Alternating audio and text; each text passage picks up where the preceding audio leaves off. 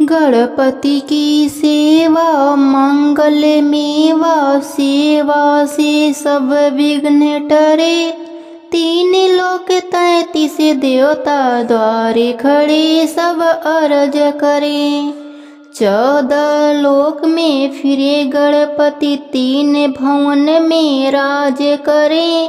श्री पुनीत गणपति जी को करे जोड़ स्तुति करें। नमस्कार दोस्तों, आज मैं आपको आंवला नवमी व्रत में सुनी जाने वाली गणेश भगवान की कहानी सुनाने जा रही हूँ। प्रेम से बोलिए गणेश भगवान की जय हो, विष्णु भगवान की जय हो, लक्ष्मी माता की जय हो, कार्तिक मास की जय हो। एक समय की बात है, एक गांव में एक किसान रहता था। उसकी 2 बेटियां थीं, कमला और बिमला। कमला की शादी अमीर परिवार में हुई थी, पर बिमला की शादी गरीब परिवार में हुई थी। अमीर होने के कारण कमला घमंडी हो गई थी।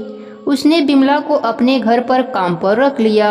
बिमला उसके घर का सारा काम करती और बदले में कमला उसे बचा हुआ खाना दे देती थी।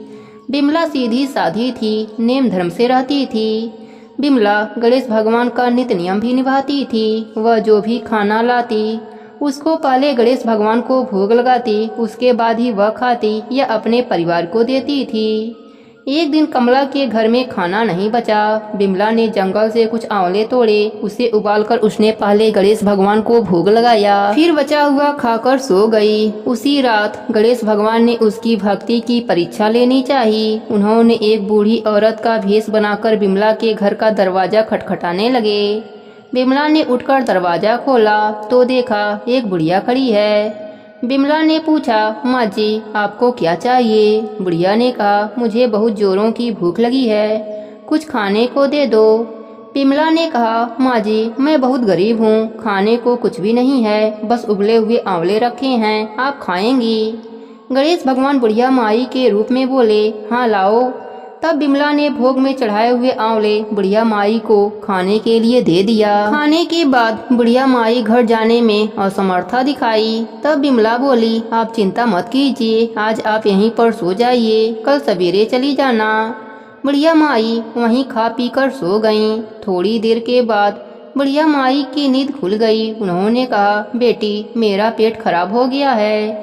बिमला ने कहा, आप अंधेरे में कहाँ जाएंगी, यही किसी कोने में निपट लीजिए और अपना हाथ मेरे बालों में पोंछ लीजिए, सुबह उठकर मैं साफ कर लूँगी। बुढ़िया माई ने वैसा ही किया। जब सुबह हुई तो बुढ़िया माई वहाँ नहीं थी। बिमला को लगा शायद मैंने सपना देखा होगा। ऐसा सोचकर वह नहाने के लिए तालाब की ओर चली गई।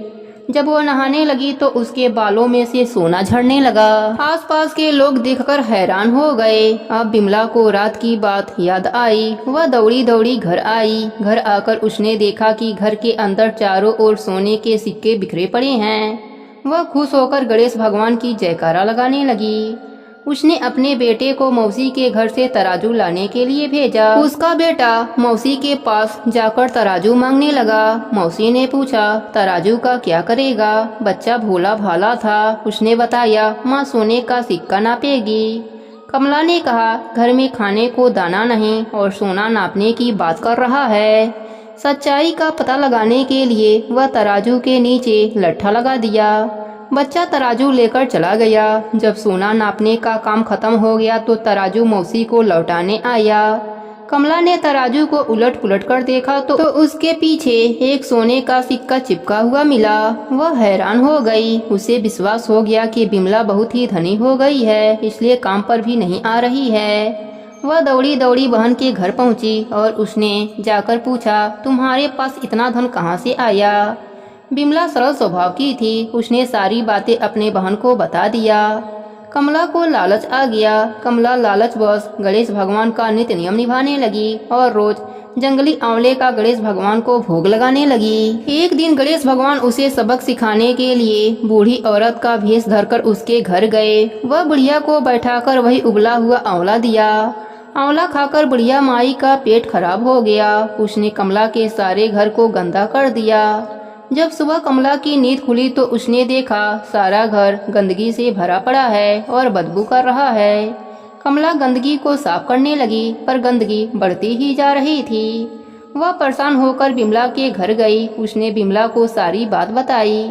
बिमला ने कहा, तुम्हारे पास खाने का इतना सामान था, फिर भी तुमने उबले हुए आंवले गणेश भगवान को खिलाए। इसी कारण गणेश भगवान का कोप तुम पर हुआ है। कमला को अपने गलती का एहसास हो गया। वह गणेश भगवान से क्षमा मांगने लगी। गणेश भगवान उसको माफ कर दिए और अपनी माया समेट लिया। हे गणेश जी महाराज, जैसी कृपा आपने बिमला पर करी, वैसे ही अपने सभी भक्तों पर अपनी कृपा बनाए रखना। कहानी अधूरी हो तो पूरी करना, पूरी हो तो मान रखना, सबके व्रत को पूर्ण करना। प्रेम से बोले गणेश भगवान की जय हो, लक्ष्मी माता की जय हो, कार्तिक मास की जय हो।